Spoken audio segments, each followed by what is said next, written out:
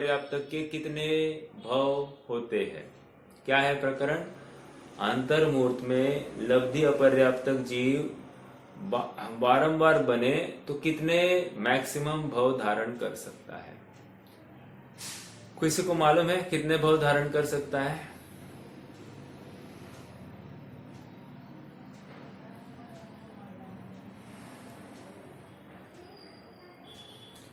$66,336 भव।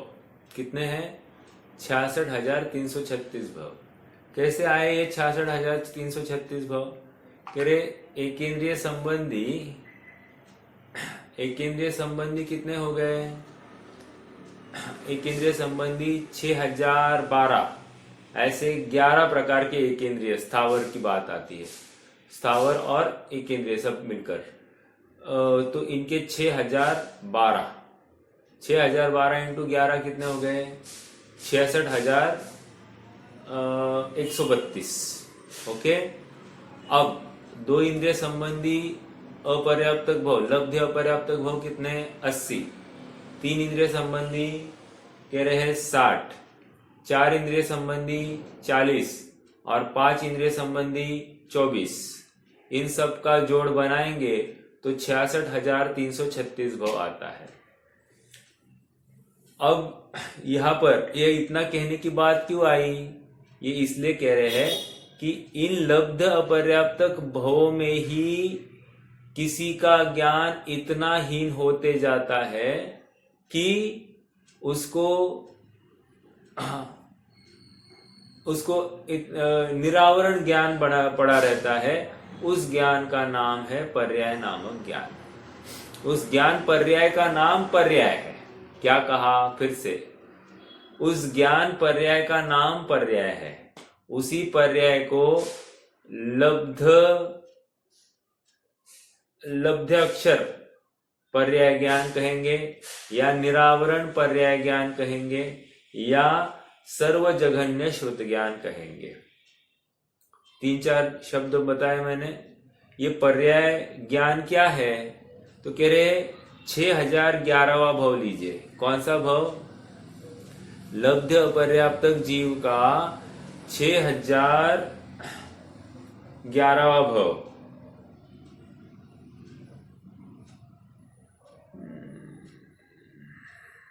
और वो भी सूक्ष्म निगोदिया लब्ध अपर्याप्तक जीव है। उसका 6011वां भव और 6011वें भव के पहले समय में जो मति ज्ञान पाया जाता है वो मति ज्ञान सबसे जघन्य होता है। उसको पर्याय नामक श्रुत ज्ञान कहते हैं। अब प्रश्न ये है बराबर पर्याय नामक मति ज्ञान और उस पर्याय नामक मति ज्ञान पूर्वक जो श्रुत ज्ञान होता है उस श्रुत ज्ञान को पर्याय नामक श्रुत ज्ञान कहते हैं। निष्कर्ष क्या है? मति ज्ञान पूर्वक ही श्रुत ज्ञान होने वाला है। तो पहले मति ज्ञान जो हुआ पहले समय में वो सबसे जघन्य, और फिर जब फाइल ट्रांसफर होती है श्रुत ज्ञान में उस समय में जो ज्ञान पाया जा रहा है उस श्रुत ज्ञान को पर्याय श्रुत ज्ञान कहते हैं। ठीक है। पहले समय में लब्ध अपर्याप्तक भव के पहले समय में सबसे जघन्य मति ज्ञान पाया जा रहा है और उसी के अनंतर बाद वहां पर क्या होगा? श्रुत ज्ञान होगा। उस श्रुत ज्ञान का नाम होगा पर्याय नामक श्रुत ज्ञान। ठीक है। तो ये पर्याय श्रुत ज्ञान सबसे जघन्य श्रुत ज्ञान है। आप यूं कहिए ये निरावरण ज्ञान है। अर्थात इसके आगे यदि किसी जीव का इसके आगे अगर उदय आया ज्ञानावरण का तो वो जीव जड़ ही हो जाएगा। अर्थात अब ये भी चला गया तो ये जीव जड़ हो जाएगा। आप समझ लीजिए मतलब कितना जघन्य ये ज्ञान है। और उस ज्ञान में भी कितने अविभाग प्रतिच्छेद बताए हैं? अनंत अविभाग प्रतिच्छेद बताए हैं। ये इतना छोटा ज्ञान लेकिन उसमें भी बहुत सामर्थ्य है। और याद रखना ये भी केवल ज्ञान का अंश है, अर्थात वो जानन स्वभाव तो यहाँ पर भी विद्यमान है और वहां पर भी जानन स्वभाव विद्यमान है। इसलिए जो निगोद में सो ही मुझ में सो ही मोक्ष मंजार। तो ये जो टर्मिनोलॉजी है ये सब कॉमन कहाँ पर देख रहे हैं अपन, इतनी जघन्य अवस्था में भी वहां पर ज्ञान बराबर विद्यमान रहा, जाननपने से युक्त रहा, बस इसीलिए वो उनमें कोरिलेशन घटित करके दिखा रहे हैं। ठीक है, तो ये पर्याय नामक श्रुत ज्ञान, ओके, ये कौन सा किसका भेद है, अनक्षरात्मक श्रुत ज्ञान का भेद है। अनक्षरात्मक श्रुत ज्ञान का दूसरा भेद क्या है, पर्याय समास। पर्याय समास ये उसका दूसरा भेद है। क्या है इसका अर्थ, कह रहे हैं कि पर्याय श्रुत ज्ञान में अनंत भाग अधिक जोड़ कीजिए। अनंत भाग अधिक मतलब क्या, वो पर्याय नामक श्रुत ज्ञान लीजिए, उसके अनंत भाग कीजिए, अनंत भाग उसका अनंत का भाग दीजिए और जो कोई राशि आएगी उस राशि का जोड़ दे दीजिए। जोड़ देने से जो मति ज्ञान आता है या श्रुत ज्ञान आता है उसको पर्याय समास श्रुत ज्ञान कहते हैं। ठीक है, अब ये ऐसा ही सिलसिला आगे बढ़ते जाएगा। पर्याय से ऊपर क्या है, कह रहे अब अक्षरात्मक श्रुत ज्ञान चालू होगा। हाँ, अक्षरात्मक श्रुत ज्ञान का पहला भेद क्या है, अक्षर नामक श्रुत ज्ञान, अर्थात यहाँ पर द्रव्य श्रुत का प्रतिबद्ध एक अक्षर की जिससे उत्पत्ति हो उसे अक्षर ज्ञान कहते हैं। मतलब क्या, एक अक्षर का जिसको ज्ञान हो गया है उसको अक्षर नामक श्रुत ज्ञान है, ऐसा समझना चाहिए। अब इसमें कुछ ऐड कीजिए, थोड़ा बहुत ऐड कर दिया तो वो होगा अक्षर समास। ठीक है, अक्षर समास में और कुछ ऐड किया तो पद आएगा। पद आपको याद होगा ना, कल हमने देखा था कि सर्वश्रुत में कितने अक्षर है और एक पद में कितने अक्षर होते हैं। तो ये पद, ये अंका, ये बात यहां पर आ गई। ठीक है, पद में कुछ और ऐड कीजिए तो पद समास होगा। पद समास में और थोड़ा सा ज्ञान ऐड कीजिए तो संघात होगा, और संघात में थोड़ा सा ऐड किया संघात समास। संघात समास में ऐड किया प्रतिपत्ति,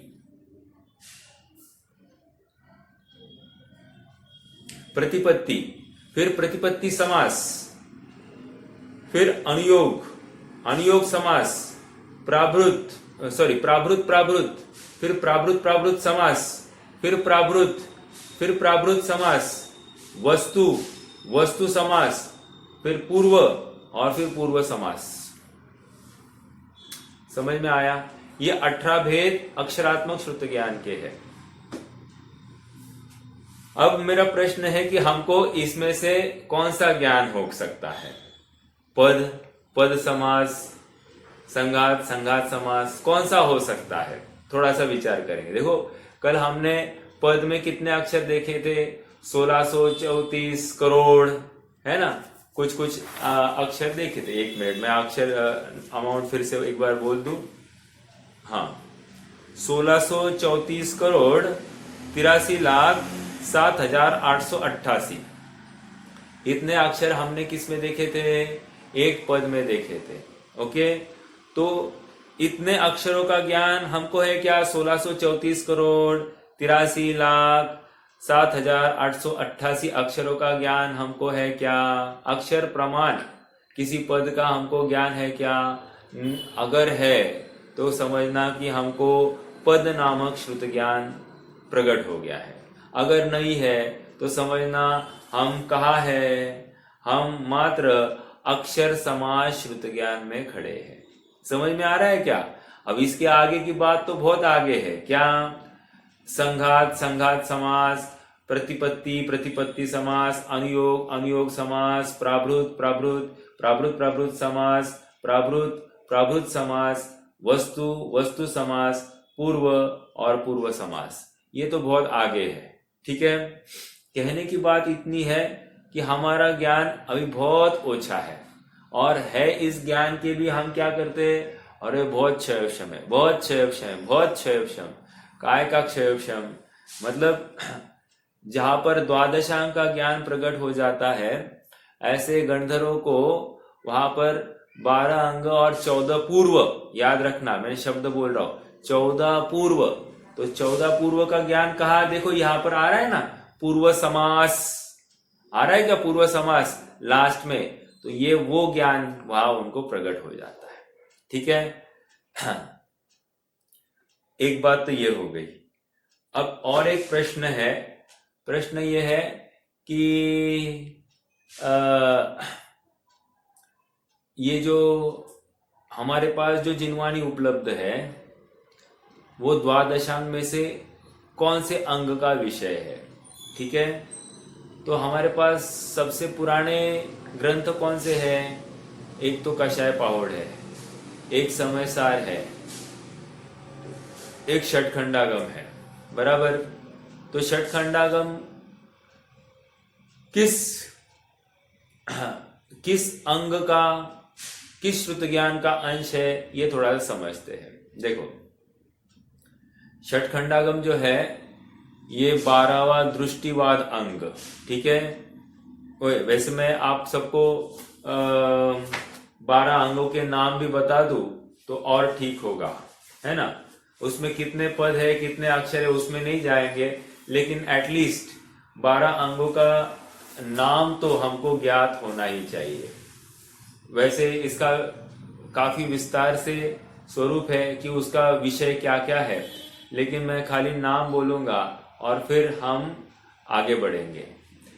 पहले अंग का नाम है आचारांग, ठीक है। इन शॉर्ट इसमें मुनि के आचार का वर्णन है।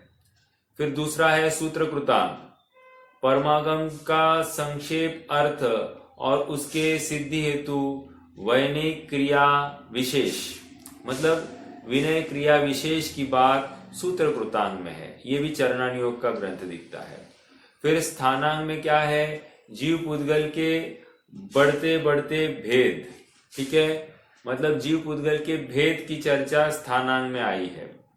फिर समवायांग, समवायांग में क्या है, द्रव्य क्षेत्र काल भाव की समानता, मतलब क्या, द्रव्य क्षेत्र काल भाव कहाँ कहाँ समान पाए जाएंगे उसकी चर्चा समवायांग में।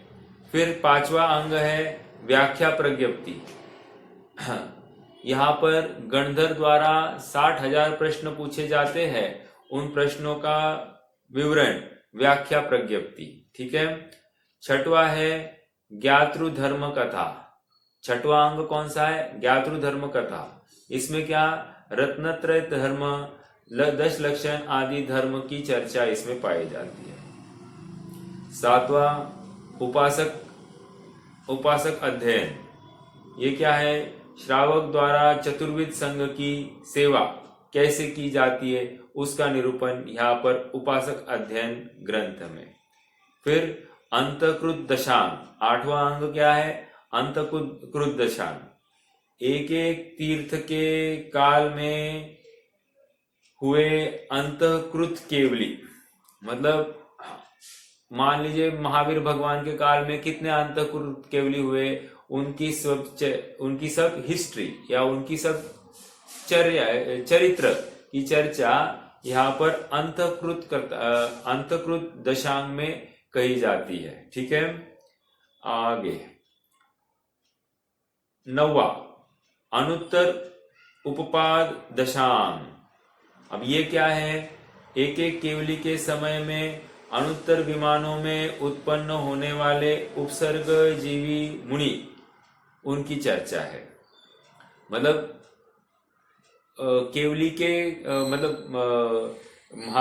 मान लीजिए तीर्थंकर के काल में जो जो उपसर्ग से युक्त साधना पूरी नहीं कर सके, ओके, पहले इसमें क्या था, अंतकृत दशांग में वे मुक्त हुए थे, अंतकृत केवली। लेकिन यहाँ पर कह रहे हैं कि यहाँ पर मुक्त नहीं हुए, साधना अधूरी रही, लेकिन सर्वार्थ सिद्धि में गए। तो ऐसे अनुत्तर उपपाद दशांग नामक ये अंग है, ये 9वां अंग। अब नोट करने योग्य बात क्या है कि ये 8वां अंतकृत दशांग और 9वां अनुत्तर उपपाद दशांग ये यथा योग्य चेंज होगा। जैसे हमारे यहाँ भरत क्षेत्र में अलग होगा, ऐरावत क्षेत्र का अलग होगा। समझ में आ रहा है क्या? क्योंकि वहां का उपपाद अनुत्तर उपपाद दशांग वहां के केवली की अपेक्षा, राइट, और यहाँ के केवली की अपेक्षा, तो इतना फर्क आएगा। बाकी तो मूल बात तो यही होगी कि कैसे पुरुषार्थ पूर्वक उन्होंने आगे बढ़े हैं। 10वां प्रश्न व्याकरण। लौकिक जीव के प्रश्न या शुभाशुभ का फल, ये क्या है? प्रश्न व्याकरण। 11वां क्या है? विपाक सूत्र। कर्म का विपाक किस प्रकार होता है? विपाक मतलब फल किस प्रकार होता है? ये विपाक सूत्र नामक अंग में बताया गया है। और 12वां दृष्टिवाद अंग है। कौन सा? 12वां दृष्टिवाद अंग है।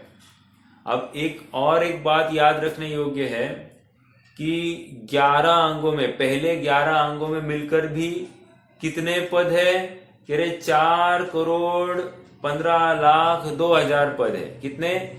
4,15,02,000 पद है। और टोटल जिनवानी में कितने पद थे? जिनवानी में 1,12,00,000 थे ना। 1 करोड़ नहीं, 112 crore, I am very sorry, 112 crore पद थे। 112 करोड़ के ऊपर कुछ अंक है, उसमें से 4 करोड़ कम कीजिए, मतलब 108 करोड़ पद किसमें है? मात्र एक दृष्टिवाद अंग में है। दृष्टिवाद अंग अपने आप में कितना बड़ा है? मतलब पूरे 11 अंग एक तरफ और एक दृष्टिवाद अंग एक तरफ, ठीक है।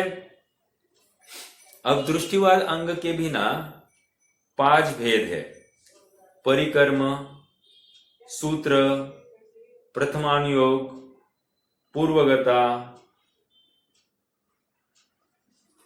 और एक मिनट ना, 5 है या 4 है?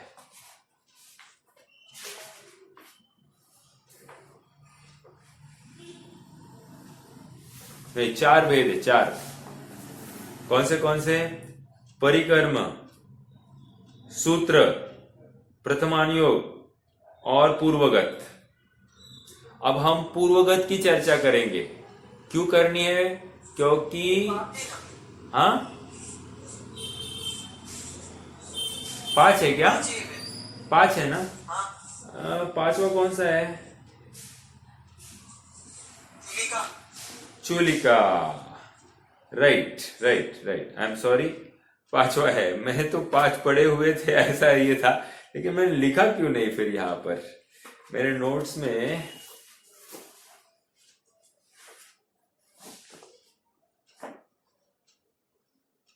चूलिका है, राइट, ठीक है।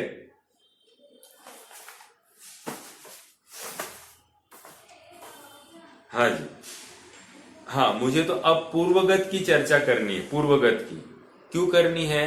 क्योंकि हमारे पास जो उपलब्ध जिनवानी है ना, वो लगभग इस पूर्वगत का ही अंश है, इसलिए हम वही की चर्चा करेंगे। देखो, पूर्वगत में टोटल है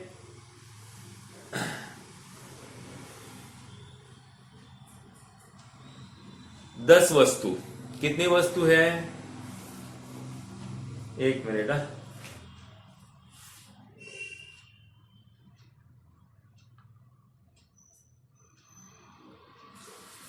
हाँ,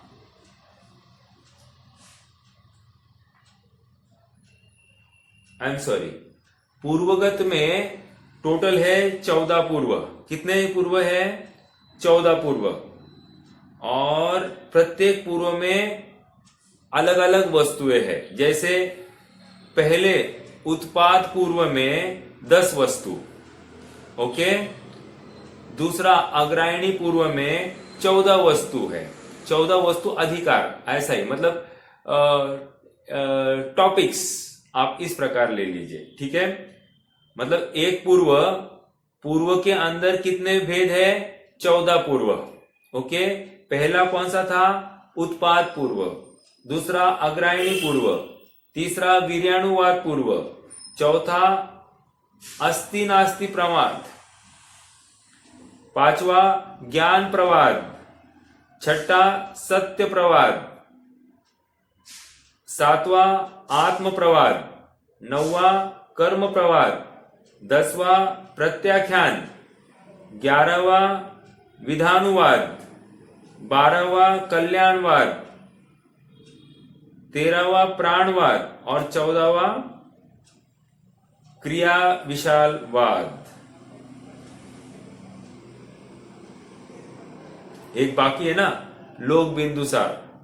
लोक बिंदुसार कुल 14 पूर्व है, ओके। और उसमें टोटल वस्तु कितने हुए? वस्तु मतलब अधिकार समझ लीजिए। वस्तु कितने हुए? 195, 195 वस्तु हो गए। अब देखो, पूर्व के भेद 14 पूर्व, और 14 पूर्व में कुल 195, 195 वस्तु है।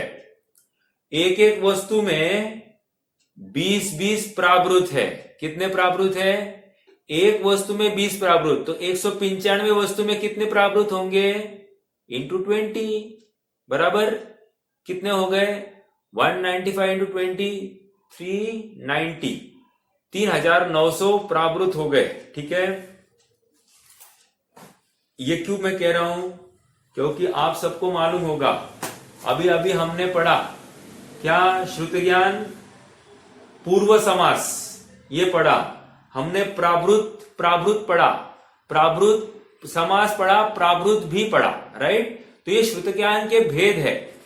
तो कह रहे हैं कि ये ऐसा श्रुत ज्ञान हो सकता है, श्रुत ज्ञान का अंश हो सकता है, ओके। अब देखिए, अब हमको क्या देखना है?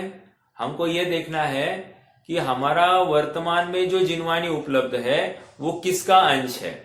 तो कह रहे हैं पहले तो षटखंडागम का देखो। षटखंडागम क्या है? षटखंडागम यह 12वां दृष्टिवाद अंग का दूसरा पूर्व कौन सा है? अग्रायणी पूर्व, उसके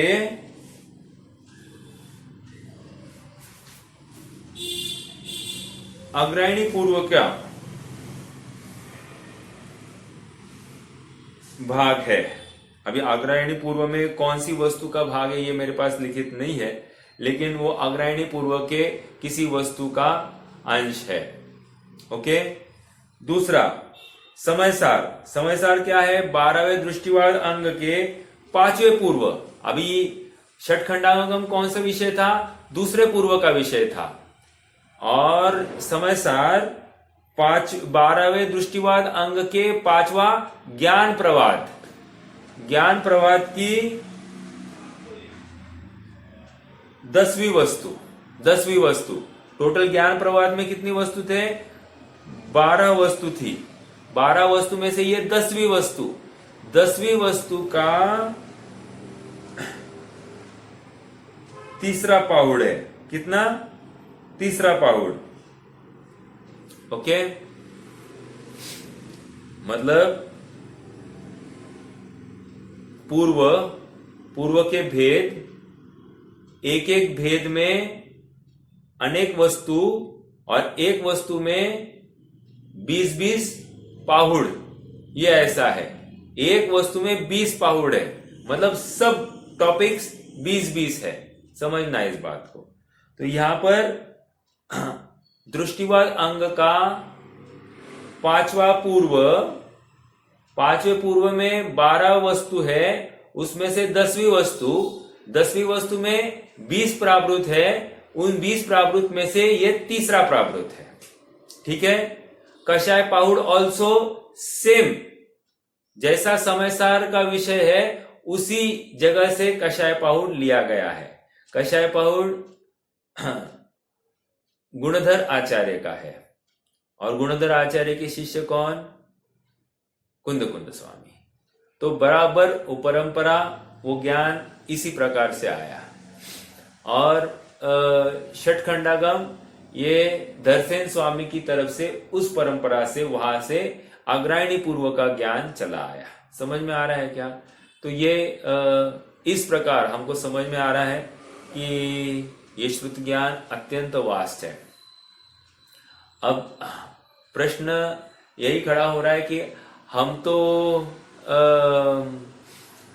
षट खंडागम की टीकाएं आदि सब पढ़ रहे हैं या समयसर आदि पढ़ रहे हैं, तो क्या हमको पूर्व का ज्ञान हो गया है क्या, या पूर्व संबंधी कुछ अंश हमको ज्ञान हुआ है क्या? अब स्थूल रूप से ऐसा कहते हैं, लेकिन सच विचारे तो हमको कुछ विशेष पदों का भी ज्ञान नहीं है, या एक एक पद भी याद नहीं है। समझ में आया? एक पद में 1634 करोड़ अक्षर पाए जाते हैं, तो उतना कुछ ज्ञान हमारे सामने तो दिखाई नहीं देता है।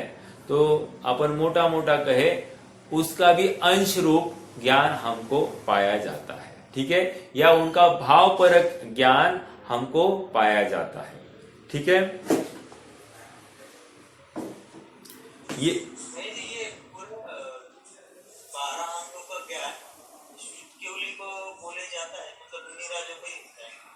राइट। तो मतलब केवल ज्ञान में जो ज्ञान जो वाणी कहती है केवल ज्ञान इसको तो इसके 12 से भी बहुत अनंत ज्ञान जो बोलते हैं, ये अनंत ज्ञान का अंश बोले जाएगा क्या 12? देखो ऐसा है, अभी आपने प्रश्न उठाया है तो आपको एक बात बताऊं। ऐसा है, कहीं कहीं पर श्रुत ज्ञान केवल ज्ञान और शुद्ध केवली के ज्ञान को एक ही लेवल पर खड़ा किया है। बस फर्क क्या कहा है? फर्क इतना ही है कि ये प्रत्यक्ष जानते हैं और ये परोक्ष जानते हैं, इतना ही फर्क है। बाकी उनके ज्ञान में और इसके ज्ञान में कोई फर्क नहीं। कारण क्या दिया? कह रहे हैं वे भी 6 द्रव्यों के समूह रूप विश्व को, लोकालोक को जानते हैं, ये भी 6 द्रव्य के समूह रूप लोकालोक को जानते हैं। समझ में आ रहा है? तो इस न्याय से दोनों ज्ञानों में फर्क नहीं है, ऐसा बताया जाता है। फिर भी फर्क क्या है? फर्क प्रत्यक्ष और परोक्ष का है। केवल ज्ञान प्रत्यक्ष जानता है, और जो श्रुत केवली का ज्ञान है वो श्रुत ज्ञान के माध्यम से जो जानते हैं वो परोक्ष रूप से ही जानते हैं, ठीक है। तो फर्क है। अब प्रश्न ये आ रहा है कि दोनों के ज्ञान में डिफरेंस है क्या? हाँ, ये तो छद्मस्त का ज्ञान है, एक समय में एक एक चीज ही जानता है, और केवल ज्ञान एक समय में त्रिकालवर्ती सर्व पदार्थों को जान रहा है। तो फर्क तो है, ठीक है। श्रुत ज्ञान में लब्धि में पड़ा है सारा ज्ञान, लेकिन केवल ज्ञान में तो प्रत्यक्ष जान रहा है। श्रुत ज्ञान मात्र उपयोग में जितना है उतने को ही जान पाएगा। केवल ज्ञान ऐसा नहीं है, केवल ज्ञान सब कुछ विशद रूप से जान पाता है। तो केवल ज्ञान तो बहुत असीम है उसकी, और श्रुत ज्ञान की वैसे अपन तुलना नहीं कर सकते। फिर भी ऐसी आचार्यों ने कुछ तुलनाएं भी करके दिखाई है और इनमें भेद भी करके दिखाया है, ठीक है। और वही केवली है वो ये से केवल ज्ञानी गए ना, मतलब आगे। हाँ, देखिए श्रुत केवली है, इसका मतलब उसी भव में केवल ज्ञान होगा ऐसा कोई नियम नहीं है। श्रुत केवली आगे चलकर केवल ज्ञान को प्राप्त करेंगे अगले भव में, ये हो सकता है, लेकिन उसी भव में केवल ज्ञान को प्राप्त करेंगे ये बात नहीं। उदाहरण के लिए अभी जो अपने 5 श्रुत केवली हुए पंचम काल के, ठीक है, नंदीन अपने भद्रभाव तक की जो परंपरा है ना, गोवर्धन आदि, तो कह रहे कि ये जो है ये क्या है, ये सब शायद शमिक सम्यक दृष्टि थे और इनको द्वादशांग का ज्ञान था। ऐसा होते हुए भी ये मुक्ति को प्राप्त नहीं हुए, तो आगे चलकर इनको केवल ज्ञान हो सकता है या मुक्ति को प्राप्त होगी, ठीक है। तो ये समझ में आया 12 अंग, और 12 अंग में 12वां अंग जो है वो दृष्टिवाद अंग, और दृष्टिवाद अंग में कुल पदों की संख्या कितनी है? 108 करोड़ 68,56,005 पद है, पद।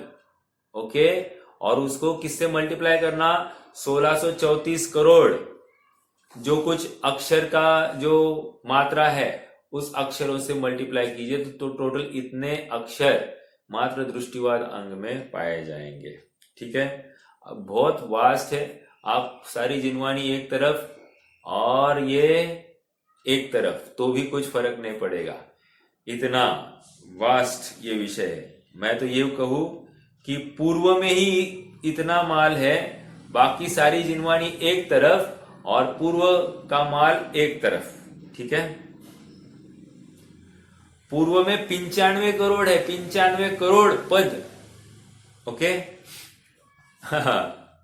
चलिए, ये थोड़ा बहुत ज्ञान क्यों चाहिए? क्योंकि हम जिनवानी का कौन सा अंश पढ़ रहे हैं इसका हमको भी ख्याल में रहना चाहिए। ठीक है, अब देखो अंग बाह्य में क्या है? अंग बाह्य में होते हैं प्रकीर्णक। ओके, 14 प्रकीर्णक बताए गए हैं, तो उनकी चर्चा अंग बाह्य में है। हालांकि ये भी जिनवानी का ही अंग है, फिर भी उनको अलग इसलिए बताया जा रहा है क्योंकि वो बचे हुए पदों की या अक्षरों की अपेक्षा है। ठीक है, तो अगर जानकारी चाहिए तो 14 प्रकीर्णक के नाम भी मैं बता सकता हूं। सामायिक प्रकीर्णक, स्तवन प्रकीर्णक, वंदना प्रकीर्णक, चौथा है प्रतिक्रमण प्रकीर्णक, पांचवा वैनयिक प्रकीर्णक, छठवा कृतिकर्म प्रकीर्णक, सातवां दशवैकालिक।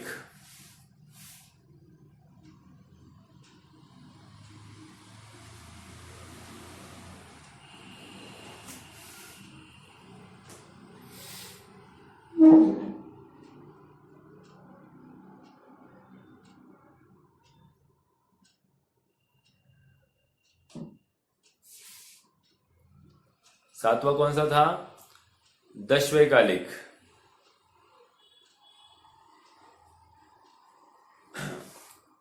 दशवैकालिक मुनि का आचार, आहार की शुद्धता आदि का लक्षण। ओके, फिर आठवां है उत्तराध्यायन सूत्र प्रकीर्णक। 4 प्रकार के उपसर्ग का विधान, देवकृत, मनुष्यकृत, तिर्यंजकृत और अकस्मात पुद्गलकृत, इनमें 22 परिशय का विधान वर्णन है उत्तराध्यायन सूत्र में। ठीक है, हाँ। 9वां है कल्प व्यवहार। कल्प व्यवहार में क्या? योग्य अयोग्य आचरण का विधान या अयोग्य आचरण होने पर प्रायश्चित, ये क्या है? कल्प व्यवहार। कल्पाकल्प 10वां प्रकीर्णक, द्रव्य क्षेत्र काल भाव की अपेक्षा योग्य अयोग्य आचरण वाले विधान का वर्णन है। 11वां महाकल्प, महान पुरुषों के योग्य आचरण का कथन। पुंडरीक, दान पूजा तपस्चरण, ये 12वां प्रकीर्णक है। दान पूजा तपस्चरण, अकाम निर्जरा, सम्यक्त्व, संयम आदि के कारणभूत पुण्य का वर्णन। और 13वां प्रकीर्णक है महापुंडरिक, अहम इंद्रादि बड़े पद पाने के कारणभूत पुण्य का वर्णन। अहम इंद्र पद कैसे प्राप्त होता है, उसके योग्य क्या पुण्य किया जाता है या होता है, किया जाने की अपेक्षा हो जाता है, जिसकी वजह से अहम इंद्र आदि पद को प्राप्त होता है जीव। और निषिद्धिका, प्रमाद में किए गए दोष का निराकरण और प्रायश्चित विधान का वर्णन निषिद्धिका है। अब समझने योग्य बात यह है, एक भी प्रकरण का रिपीटिशन नहीं है, लेकिन आपको लगेगा कि बार बार वही प्रकरण रिपीट किया जा रहा है। जैसे अभी मैं आपको बताऊं, ये निषिद्धिका में क्या था? प्रमाद में किए गए दोष का निराकरण और प्रायश्चित विधान, राइट। और ऊपर देखो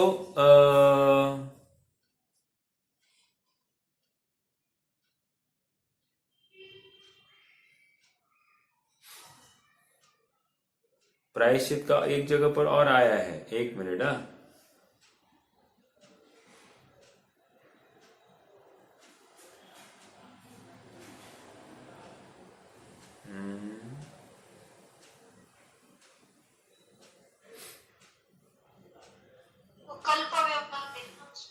हाँ, कहा है यार वो पिछले इसमें, हाँ, कल्पाकल्प।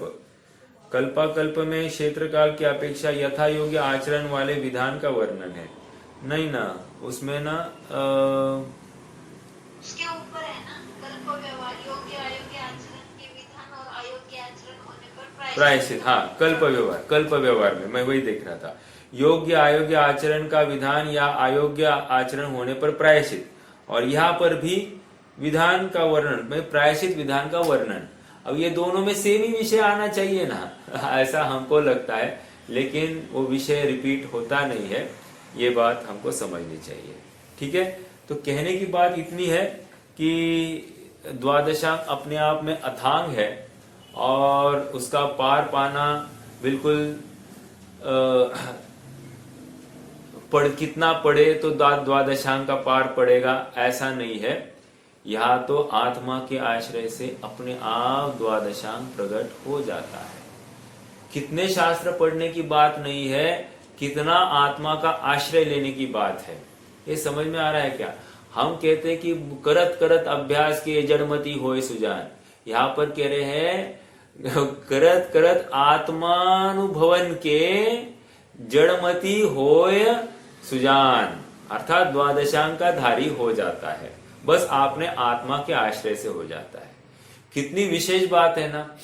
जितना भी आज का फिजिक्स, मेटाफिजिक्स कहो या फिर केमिस्ट्री, ऑर्गेनिक, इनऑर्गेनिक कहो, या जितने भी तांत्रिक विज्ञान है, मांत्रिक विज्ञान है, या फिर मेडिकल साइंस है, इन सब का ज्ञान हमारे यहाँ पर है। ज्योतिष विज्ञान, निमित्त ज्ञान, सब जितना भी ज्ञान है, इन सब की बातें अपनी इस द्वादशांग में विद्यमान है। समझ में आया? कोई कहेगा वो वास्तु क्या है, वास्तुशास्त्र, वास्तुशास्त्र का है क्या? अब है ना, सब कुछ है अपने यहाँ पर लेकिन अपने यहाँ पर वास्तुशास्त्र में टॉयलेट बाथरूम नहीं है। ठीक है, क्यों? क्योंकि वो पहले के जमाने में टॉयलेट बाथरूम जंगल में ही होते थे। ठीक है, घर में नहीं होता था ऐसा कोई व्यवस्था। चलिए, ये द्वादशांग की चर्चा हमने की श्रुत ज्ञान के माध्यम से। श्रुत ज्ञान के हमने दो भेद किए थे, अक्षरात्मक और अनक्षरात्मक। अक्षरात्मक श्रुत ज्ञान ये कहाँ से आया? अक्षर, अक्षर समास आदि आदि। ठीक है, और अनक्षरात्मक श्रुत ज्ञान पर्याय और पर्याय समास। मेरा एक प्रश्न है, कौन से, मतलब 5 इंद्रिय जीव है, राइट? टोटल 5, 1 2 3 4 5 इंद्रिय जीव है, राइट? इनमें से कौन से जीवों को कौन सा श्रुत ज्ञान हो सकता है? मेरा प्रश्न ये है।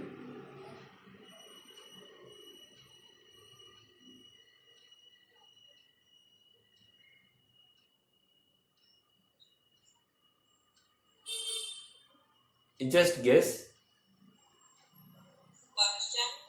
इंद्रिय और रसना इंद्रिय, दो इंद्रियों को अनक्षरात्मक होता होगा और आगे के सब अनक्षरात्मक भी होता होगा, अक्षरात्मक। अच्छा, हाँ, अभी देखिए, असंगी जीवों तक के अनक्षरात्मक श्रुत ज्ञान कहा गया है। ठीक है, असंगी जीवों तक के अनक्षरात्मक श्रुत ज्ञान। हाँ, कर्मेंद्रिय वाले को भी तो अक्षरात्मक हो सकता है ना? हाँ, कर्मेंद्रिय का हो सकता है ना। एक मिनट, हाँ, एक मिनट।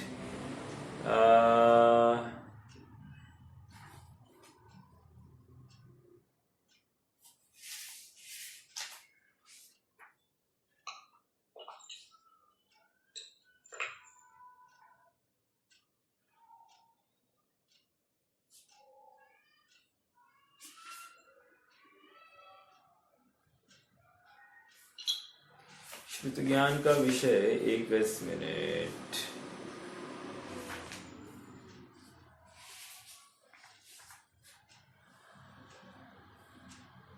शब्द, ये कहा 5वें अध्याय में है ना ये विषय शब्द का, अक्षरात्मक अनक्षरात्मक। हाँ,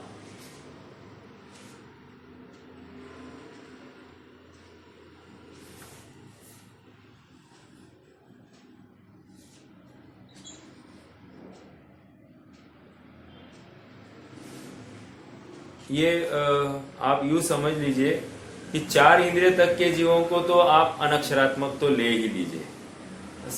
असंगी जीवों की बात मैं आपको कंफर्म कराऊंगा, असंगी पंचेंद्रिय, क्योंकि कर्नेंद्रिय तो है और इसलिए संभावना तो बिल्कुल लगती है, फिर भी मैं एक बार कंफर्म करूंगा, ठीक है। अनक्षरात्मक श्रुत ज्ञान इतना तो है, 4 इंद्रिय तक के जीवों को तो पाया जाता है। चलिए आगे बढ़ना है।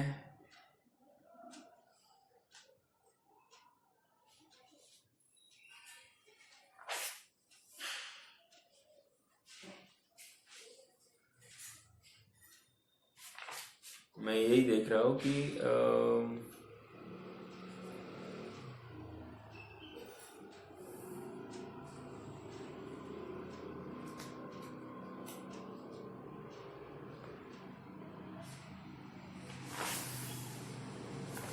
चलिए आगे बढ़ना है। हाँ,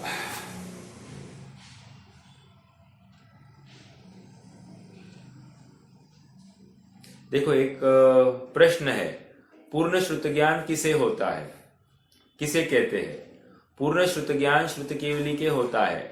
द्वादशांग के पाटी व ज्ञाता तो इंद्र, लोकांतिक देव, सर्वार्थ सिद्धि के देव भी होते हैं, किंतु अंग बाह्य से अपरिचित होने से श्रुत केवली नहीं कहलाते। श्रुत केवली निर्ग्रंथ साधु ही हो सकते हैं। समझ में आया क्या कह रहे हैं? ये कह रहे हैं कि हम कह रहे हैं ना, अनुत्तर विमान वाले या लोकांतिक देव, ये सब द्वादशांग के पाठी होते हैं। ऐसा होते हुए भी इनको श्रुत केवली नहीं कह रहे हैं। द्वादशांग के पाठी और श्रुत केवली में फर्क है। क्या फर्क है? कह रहे वे अंग प्रविष्ट से अज्ञात है। समझ में आया? तो इतना फर्क है। और श्रुत केवली या अंग प्रविष्ट, अंग बाह्य से युक्त, तो ये भावलिंगी संत ही हो सकते हैं। ठीक है। एक प्रश्न और, श्रुत ज्ञान क्या सर्वथा परोक्ष ही होता है या किसी प्रकार प्रत्यक्ष भी हो सकता है? प्रश्न है, क्या श्रुत ज्ञान सर्वथा परोक्ष है या प्रत्यक्ष?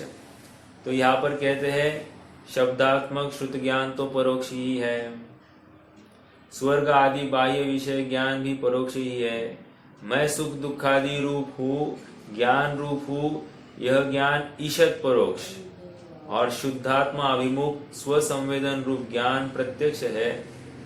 इतनी तो बात है। ठीक है। शुद्धात्मा अभिमुख जो श्रुत ज्ञान है वो प्रत्यक्ष है। क्या है? अनुभव प्रत्यक्ष वाला। ठीक है। लेकिन केवल ज्ञान की अपेक्षा यह शुद्धात्मा अभिमुख श्रुत ज्ञान भी परोक्ष कहा जाता है। ओके, 2 विवक्षाएं मैंने समझाई, याद रखना।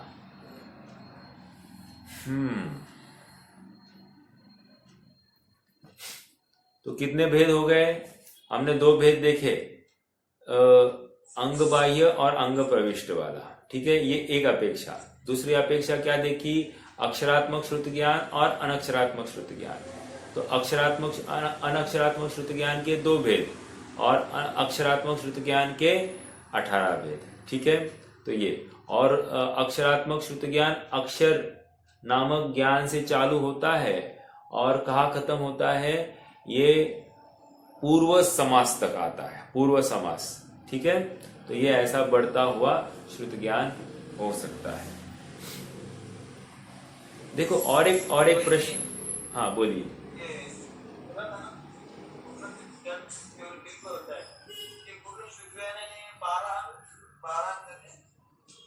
12 अंग प्रविष्ट और अंग बाह्य दोनों मिलकर जो ज्ञान हुआ उसको पूर्ण श्रुति ज्ञान कहेंगे। और ये जो हम स्कंद बोलते हैं ना, उसमें ये दोनों आते हैं क्या, अंग बाह्य और अंग प्रविष्ट? करेक्ट, आते हैं दोनों ही रहते हैं ना? यस रहते हैं। अब एक प्रश्न है, प्रश्न ये है कि ऐसा मुनिराज को कौन सा अंग पहले प्रकट होगा, इसका कोई क्रम है क्या? ओके, तो समझना ये है कि ऐसा कोई क्रम नहीं है। जैसे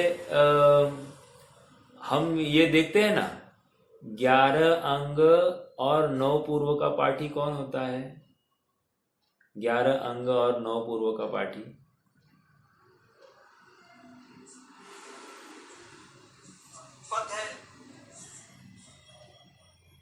उपाध्याय कितने अंग के पाठी है? 11 अंग और उनके कितने गुण है? 25। तो अभी 11 अंग और 9 पूर्व कितने हो जाते हैं?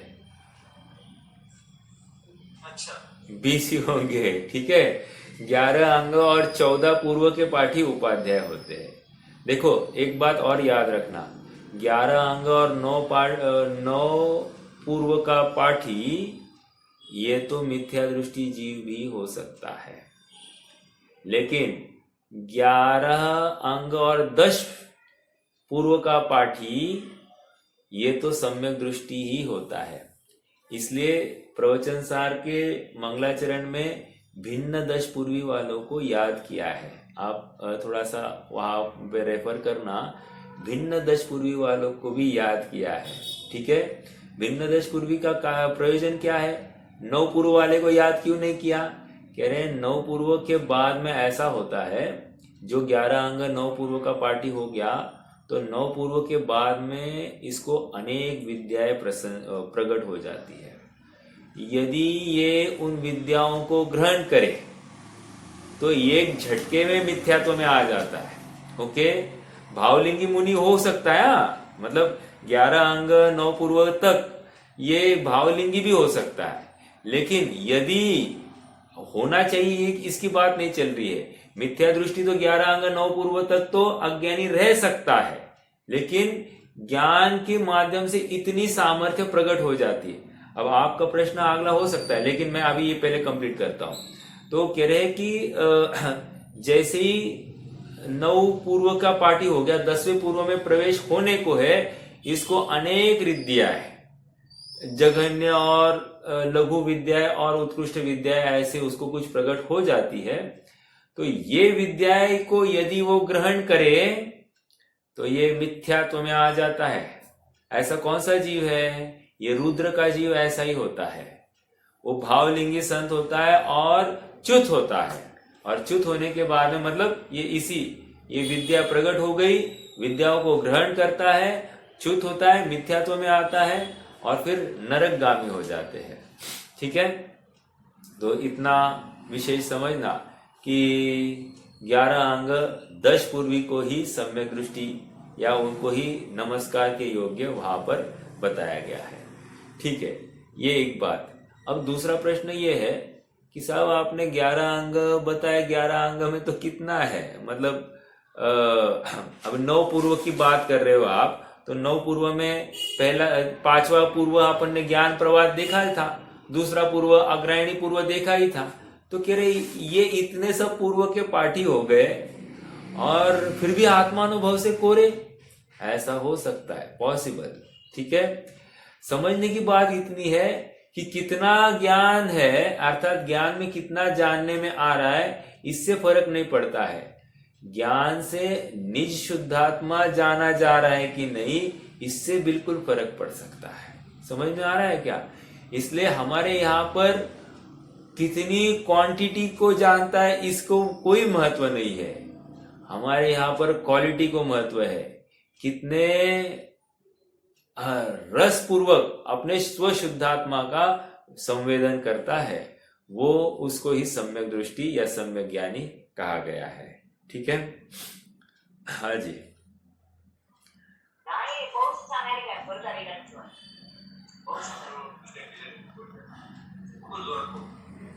अच्छा ठीक आहे, आगे बढ़ते हैं.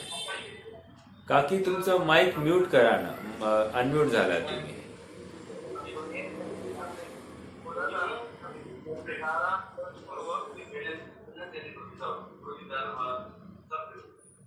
काकी, रत्नप्रभा काकी,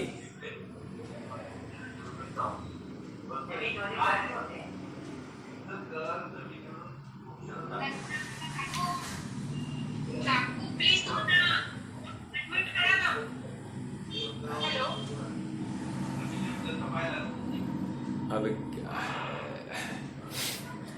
ठीक है. किसी का प्रश्न थे क्या अभी इसमें? रोहित भाई आपका प्रश्न था?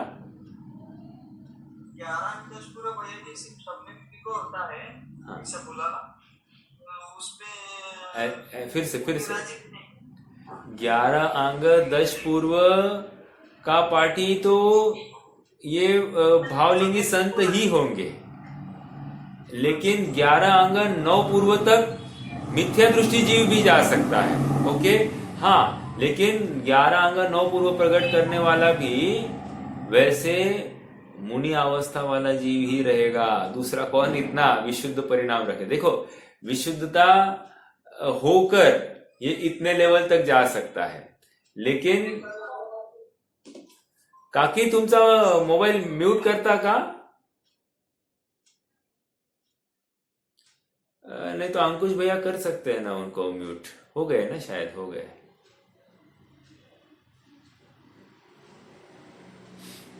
चलिए, हाँ, मैं क्या और एक प्रश्न था, और ये सभी मुनि राजा को होता है कि भाई जी इतना ज्ञान, जो भी केवली हुए मोक्ष हुए? नहीं, देखो, उनको श्रुत केवली होना जरूरी नहीं, श्रुत केवली होना जरूरी नहीं, या 11 अंग 14 पूर्व का पाठी होना जरूरी नहीं, जरूरी नहीं. हाँ, क्योंकि फिर देखो ना, हमने एक द्रव्य संग्रह में पढ़ा था. द्रव्य संग्रह की मेरे ख्याल से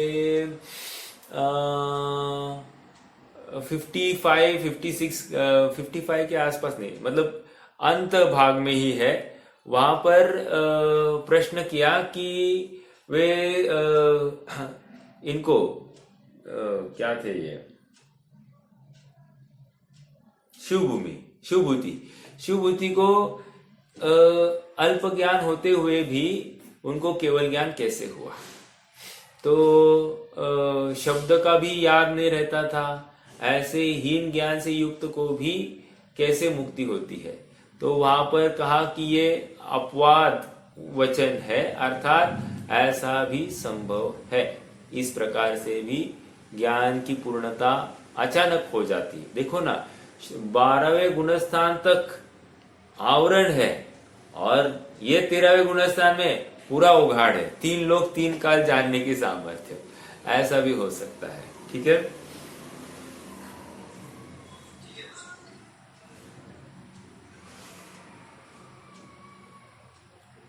चलिए अब अगला सूत्र देखना है.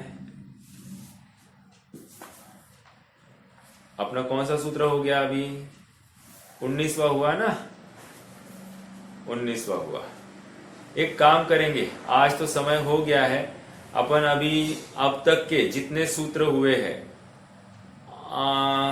उनका मात्र वाचन करेंगे. ठीक है, तो एक बार उच्चारण करने में भी थोड़ी सी इजीनेस आ जाएगी, और याद कोई कर रहा है तो अच्छी बात है.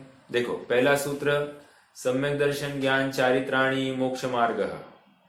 दूसरा तत्वार श्रद्धानम सम्यक दर्शनम. तीसरा तन निसर्गादधिगमाद्वा. चौथा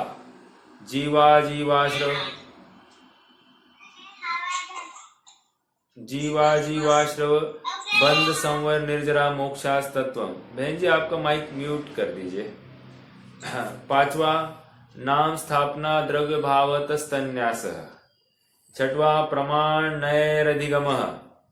7वां निर्देश स्वामित्व साधनाधिकरण स्थिति विधानतः. 8वां सत्संख्या क्षेत्र स्पर्शन कालांतर भाव अल्प बहुत्वश्च. आपको भाव भाषण भी करने का प्रयास करना है, ठीक है। 9वां मति श्रुतावधि मनपरे केवलानि ज्ञानम। 10वां तत्प्रमाणे।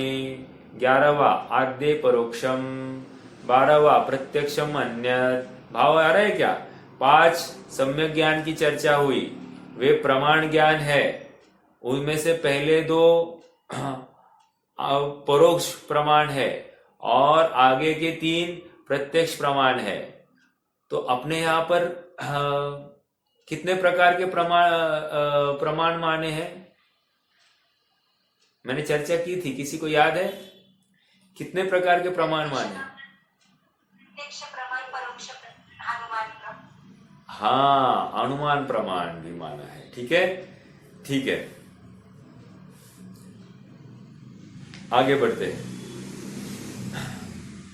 और एक बात रह गई मेरी कहने की प्रमाण में, थोड़ा सा एक बिंदु खाली। हमने अनुमान को क्या देखा था? अनुमान 2 प्रकार का है। 2 प्रकार का अनुमान है। एक होता है स्वार्थ अनुमान, एक होता है परार्थ अनुमान। फिर से, स्वार्थ अनुमान, परार्थ अनुमान। स्वार्थ अनुमान जो है वो मति ज्ञान का भेद है और परार्थ अनुमान जो है वो श्रुत ज्ञान है। क्या कहा? फिर से बोलता हूं। मति स्मृति संज्ञा चिंता अभिनिबोध इत्यनर्थांतरम। तो अभिनिबोध जो था, अभिनिबोध क्या था वो? उसी को तो अनुमान ज्ञान कहते हैं। तो कह रहे अनुमान का जो भेद है वो स्वार्थ अनुमान है, स्वार्थ, ओके। और एक अनुमान ऐसा है जिसका नाम है परार्थ अनुमान। परार्थ अनुमान ये इसको श्रुत ज्ञान कहेंगे, स्वार्थ अनुमान को मति ज्ञान कहते हैं। अब क्या फर्क है दोनों में?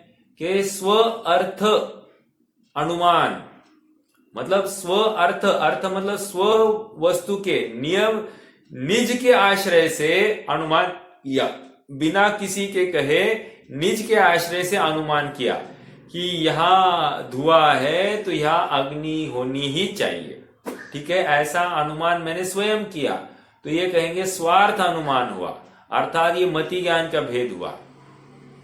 अब किसी ने मुझे कहा ये अग्नि है ना, ये धुआं है ना, तो यहां अग्नि होनी चाहिए, तो अब ये जो ज्ञान हुआ इसको कहते हैं परार्थ अनुमान और ये श्रुत ज्ञान का भेद बताया गया है, ठीक है। ये इतना थोड़ा सा आपकी जानकारी के लिए विशेष बात ध्यान रखना, ठीक है। 12 सूत्र हो गए। 13वां सूत्र मति स्मृति संज्ञा चिंता विनिबोध इत्यनर्थांतरम।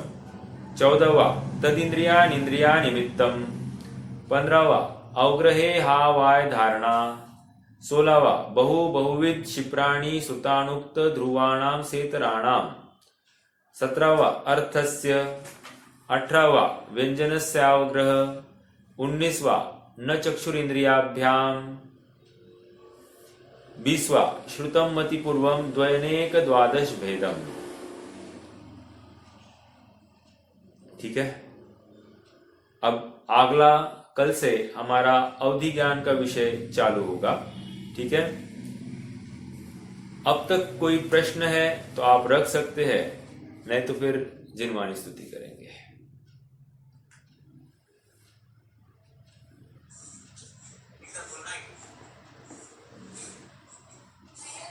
हाँ बोलिए। आपने कहा 12 में गुणस्थान का अल्प ज्ञान रहता है, पर जैसे जैसे गुणस्थान बढ़ेगा वैसे वैसे ज्ञान तो सिद्ध होता होगा ना? हाँ होता है, लेकिन नियम नहीं है, मतलब जैसे नियम नहीं है। शिवमुनि मुनिराज को जो आप बता रहे वो तो बात सही है, पर जैसे जैसे वो गुणस्थान बढ़े अपने आत्मा में लीन हो रहे, गुणस्थान बढ़ते जा रहे, वैसे वैसे ज्ञान खुलते ही पूरा खुलेगा ना? एक साथ तो केवल ज्ञान होगा कि ऐसा है देखो ना कितनी विशेष बात है। ऐसा प्रत्येक यहाँ पर अभी ये लॉजिक लगाना, प्रत्येक गुण का परिणमन स्वतंत्र है, स्वाधीन है। अर्थात श्रद्धा गुण का परिणमन जो हो रहा है वो शुद्ध हो गया है, शायिक सम्यक तो प्रकट हो गया है।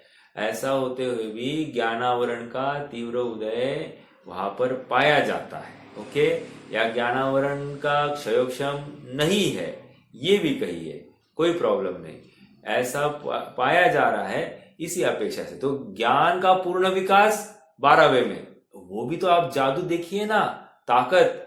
एक ये 12वें का अंतर्मूर्त, मतलब यहां पर 12वें में प्रवेश किया, चारित्र मोह का अभाव, ओके, मतलब वीतरागता प्रकट हो गई।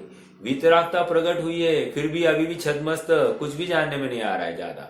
और ये 12वें का अंतिम समय, और ये खुल गया, सब कुछ क्लियर। मतलब इतना एक झटके में आप विचार करो कितना सत्व होगा, कर्मों का सत्व, ज्ञानावरण का कर्मों का सत्व कितना होगा जो एक झटके में साफ होता होगा। हाँ, विशेष बात है। मतलब अपन भी अगर कर्णन योग के माध्यम से विचार करें तो अपन कहते हैं ना कि प्रत्येक समय में विशुद्धि बढ़ती जाती है। तो यहाँ तो 6वें, 7वें, 8वें, 9वें, 10वें, 11वें, 12वें, सॉरी 11वां कह रहा हूं, 12वें और फिर 13वां। तो 12वें उत्तरोत्तर विशुद्धता तो बड़ी है, इसमें विरोध नहीं, लेकिन ये विशुद्धता कौन सी है? यहाँ पर चारित्र संबंधी विशुद्धता बड़ी है, ज्ञान में कुछ भी नहीं हुआ है, ज्ञान की विशुद्धता 12वें में ही बड़ी, ऐसा हो सकता है। देखो मेरे पास द्रव्य संग्रह की टीका है, 1 मिनट में जस्ट, अगर मुझे मिल गया 1 मिनट में तो मैं इमीडिएटली लेता हूं। समय कितना है? समय तो नहीं है, चलो ठीक है।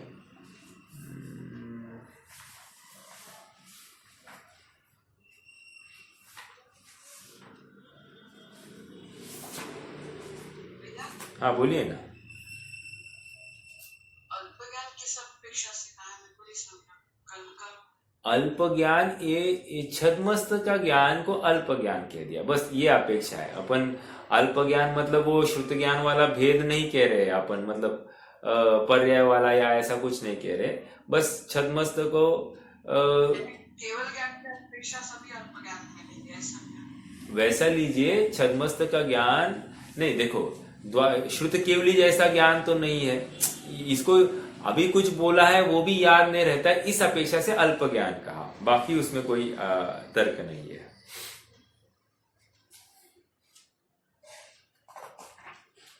एक मिनट,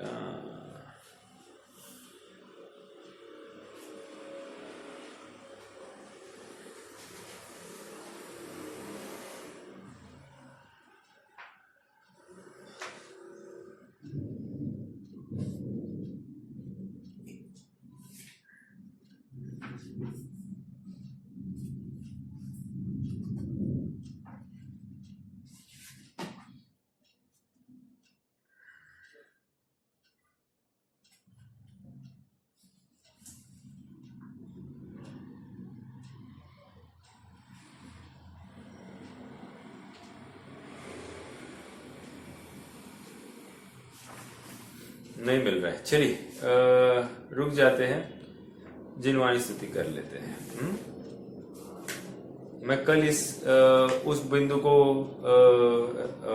द्रव्य संग्रह के आधार से आपको मैं बता दूंगा, ओके। चलिए।